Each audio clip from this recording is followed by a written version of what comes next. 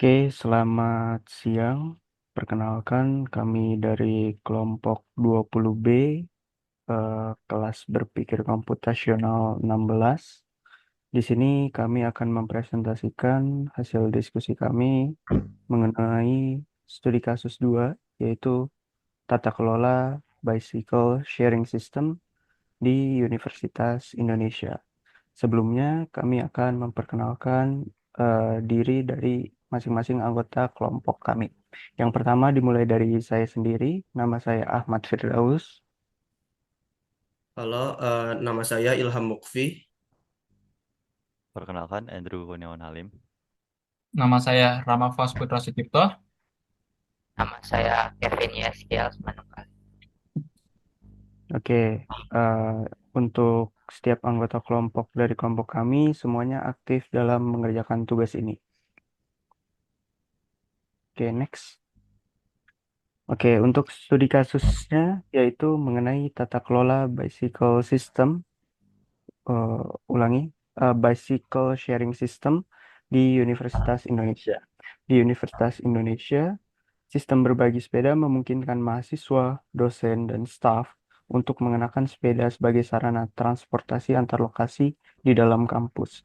Pada jam-jam sibuk seperti pagi hari, jam 7 hingga jam 9, ketika mahasiswa berangkat kuliah, dan sore hari ketika mereka pulang dari beraktivitas, beberapa stasiun sepeda mengalami kekurangan atau kelebihan sepeda.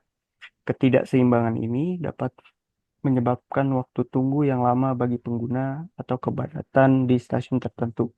Sebagai bagian dari tim manajemen transportasi universitas, tugas tugas kami adalah merancang sistem yang dapat mengoptimalkan jumlah sepeda di setiap stasiun, terutama pada jam-jam sibuk agar pengguna lebih efisien dan pengguna tidak mengalami penundaan. Oke, kami akan merancang sistem ini dengan pendekatan 4 pilar berpikir komputasional. Oke, di sini yang pertama ada decomposition, di mana di kawasan UI terdapat 450 unit BIM. Lalu terdapat 42 titik parkir BIM di sekitar UI. Dan kapasitas parkir BIM di kawasan akses keluar UI dapat menampung banyak sekali BIM.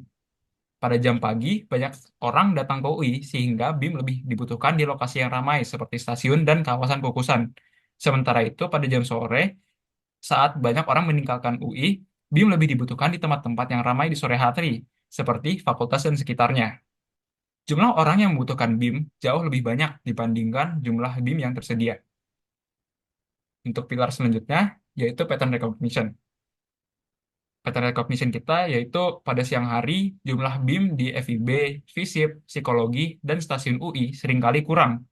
Pada pagi hari, BIM terkumpul di akses keluar UI. Dan pada malam hari, sebagian besar BIM terkonsentrasi di akses keluar UI, kecuali di stasiun UI. Pola ini berulang setiap hari dari hari Senin hingga Sabtu.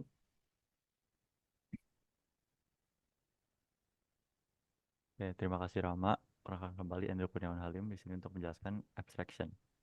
Jadi, berdasarkan hasil abstraction kelompok kami, tujuan utama kami pada kasus ini adalah untuk mengoptimalkan sistem manajemen BIM agar jumlah BIM di setiap titik parkir sesuai dengan kebutuhan pengguna, sesuai dengan tren-tren waktu dari data yang kita kumpulkan. Kami akan fokus pada pengelolaan distribusi BIM, terutama pada jam-jam sibuk dan tidak sibuk agar layanan dapat lebih efisien dan memadai kebutuhan seluruh warga Universitas Indonesia. Untuk algoritma pseudocode kami menggunakan batasan waktu di mana sistem manajemen BIM akan bekerja pada jam 4 pagi, jam 12 siang, dan jam 4 sore eh, sebelum jam-jam pengguna paling banyak menggunakan BIM berdasarkan observasi kami.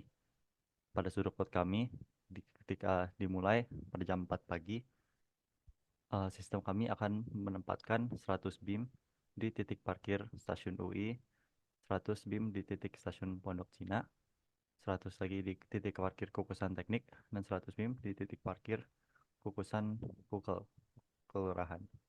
Dan jam 12 siang, jika ada tempat parkir BIM yang memiliki sepeda BIM kurang dari 10, kami akan memindahkan BIM dari titik parkir yang memiliki lebih atau sama dengan 20 ke tempat-tempat parkir dengan BIM yang kurang. Dan untuk jam 4 sore, kami usahakan untuk menempatkan 30 BIM di setiap fakultas untuk memadai mahasiswa, staf, karyawan, guru, atau dosen yang ingin kembali dari aktivitas mereka untuk pulang. Berikutnya untuk flowchart akan dijelaskan oleh Kevin. Terima kasih. Baik, terima kasih. Kami juga sudah menyiapkan flowchart dari algoritma yang kami buat. Jadi dimulai dengan start. Lalu setelah kita memulai, ada decision yang harus kita buat, yaitu apakah itu pukul 4 pagi. Jika ya, maka kita akan melakukan proses siapkan 100 BIM di masing-masing titik parkir BIM, baik itu stasiun UI, stasiun Pocin, kukusan teknik, dan kukusan kelurahan. Jika sudah, maka output yang akan kita dapatkan adalah jumlah BIM pada tiap detik parkir BIM telah sesuai dengan kebutuhan. Jika decision jam 4 pagi adalah tidak, maka kita harus melakukan decision ulang, apakah itu jam 12 siang atau tidak. Jika ya, maka kita akan melakukan decision lagi, di mana apakah di titik parkir BIM yang terdapat BIM kurang dari 10. Jika ya, kita lakukan proses pindahkan BIM dari titik parkir BIM yang memiliki BIM lebih dari atau sama dengan 20 ke titik parkir BIM yang memiliki BIM kurang dari 10. Jika tidak, kita biarkan tetap seperti itu. Dan jika decision pada jam 12 yang adalah tidak, maka proses yang kita dapat adalah pukul 4 sore. Dan kita harus menyiapkan 30 BIM di tiap fakultas Universitas Indonesia. Lalu dari setiap proses yang kami sampaikan akan didapatkan output berupa jumlah BIM pada tiap titik parkir BIM telah sesuai dengan kebutuhan, dan kontrak pun berakhir. Baik, terima kasih banyak teman-teman atas penjelasannya. Sebelumnya, apakah suara saya terdengar? Sebaiknya terdengar ya. Baik, untuk selanjutnya saya akan menjelaskan tentang Big O Notation. Jadi Big O Notation ini adalah suatu hal yang menjelaskan atau menggambarkan seberapa efisien dan seberapa hematnya suatu algoritma tersebut. Maksudku hemat di sini adalah hemat ruang memori atau ruang tempat. Kalau efisien itu efisien waktu. Jadi berdasarkan masalah dan algoritma yang kami buat, kami memutuskan bahwa kompleksitas waktu yang kami gunakan yaitu ON. Jadi ON ini adalah kompleksitas waktu yang linear. Jadi semakin banyak BIM dan semakin banyak titik parkir yang kita berikan, maka waktu yang dibutuhkan untuk memprosesnya pun akan semakin lama. Namun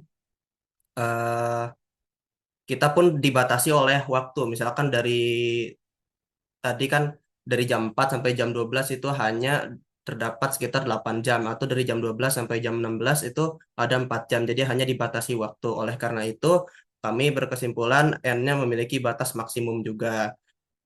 Ya, lalu untuk kompleksitas ruangnya sama ON juga linear. Kenapa ada memiliki batas maksimum juga? Karena parkirnya pun pasti memiliki batas kapasitas maksimumnya.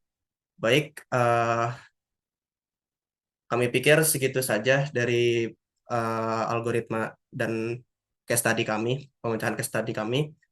Semoga bermanfaat dan dapat diterima dengan baik.